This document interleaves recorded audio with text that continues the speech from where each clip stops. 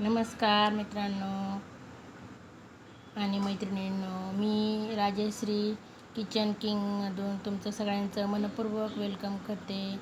बघा तर मग आज आपल्याला काळ्या मसाल्याच्या शेवग्याच्या शेंगा करायच्या आहे. सर्वात प्रथम आपण अद्रक, लसूण आणि खोबरं मस्त लालसर भाजून घेऊया. नंतर मग खोबरं काढून घेऊ आपण. नंतर आपण मस्तपैकी धने परतून घेऊ. धने परतली की थोडे कमी गॅस शेगडी कमी करायची आणि शेगडीवर धने मस्त लालसर भाजून घ्यायचे. धने भाजून झाले की धने काढून घ्यायचे आपले.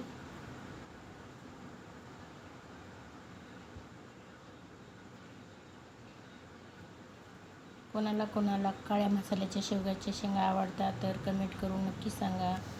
नंतर शेंगदाणे आणि हरभऱ्याची डाळ भाजून घ्यायची.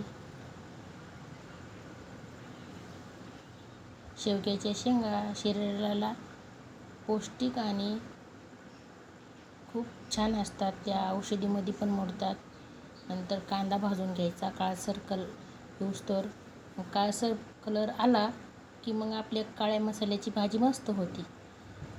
त्यामध्ये थोडं तेल टाकलं की कांदा लवकर परततो. कांदा परतला की नंतर ते काढून घ्यायचा.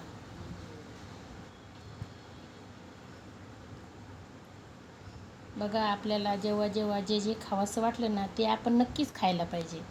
कारण एकदा वय होत आलं की मग ॲसिडिटी होते, नाहीतर हा त्रास, तो त्रास, असे अनेक प्रॉब्लेम आपले वाढत चालतात.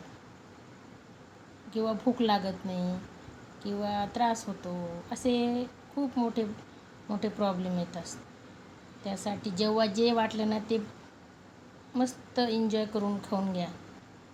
चला तर मग अगोदर आपण धने, शेंगदाणे, हरभऱ्याची डाळ ते आपण दळून घेऊया. कारण कांदे जर अगोदर टाकले तर मग मसाला बारीक होत नाही. अगोदर आपण धने ते दळून घेऊया आणि धने ते दळून झालं की मग नंतर आपण शेवटी परत त्याच्यामध्ये कांदा टाकून चांगलं बारीकसं दळून घेऊया. आता आपण मसाला दळून घेतला, आता त्याच्यामध्ये कांदे टाकून दळून घेऊया. चला तर लाईक करा व्हिडिओला आणि चॅनलवर जर नवीन असाल तर सबस्क्राईब करा आणि व्हिडिओ जर आवडला तर नक्की शेअर करायला विसरू नका. आपण आता भाजीला फोडणी देऊया.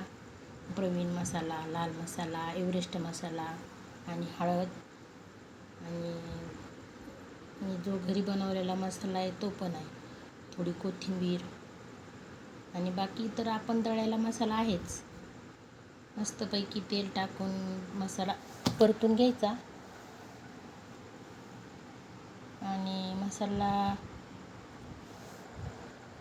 कमी शेगडीवर परतवायचा, म्हणजे कसं मसाल्याला चांगली चव येते.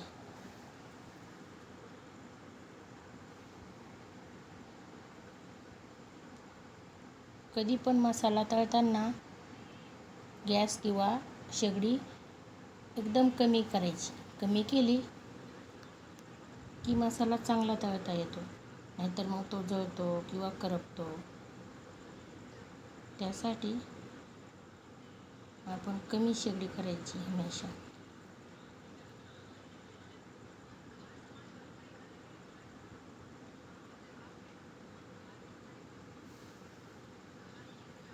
मसाला टाकून घेतला की त्याला चांगलं हलवून घ्यायचं.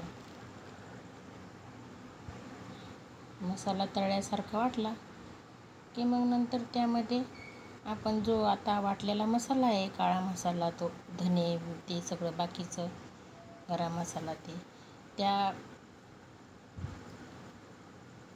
थोडं पाणी टाकलं का हा मसाला तळल्यानंतर पाणी टाकल्यानंतर त्याला थोडी तर्री चांगली येते. नंतर मसाला टाकायचा. मसाला टाकला की त्याला परतून द्यायचं. चांगलं परतलं की बघा किती छान दिसतंय. वा, बघूनच तोंडाला पाणी यायचं. मग त्यामध्ये शेंगा टाकून द्यायच्या. शेंगा टाकल्या की चांगलं हलवून हलवून घ्यायचं.